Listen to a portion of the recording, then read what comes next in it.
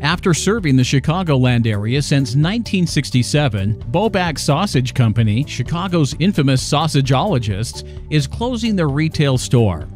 Badger Corporation will be conducting a live and online public auction featuring the equipment on Wednesday, April 15th of 2015 at 10:30 a.m. at 5275 South Archer Avenue, Chicago, Illinois 60632.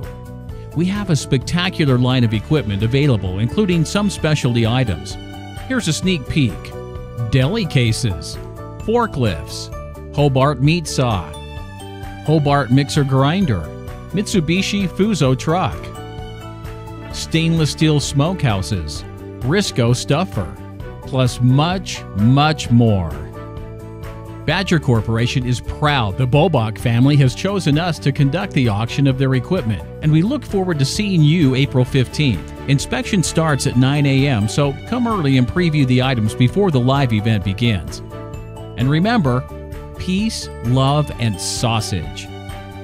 Visit www.badgerauction.com for complete details, including links for online bidding.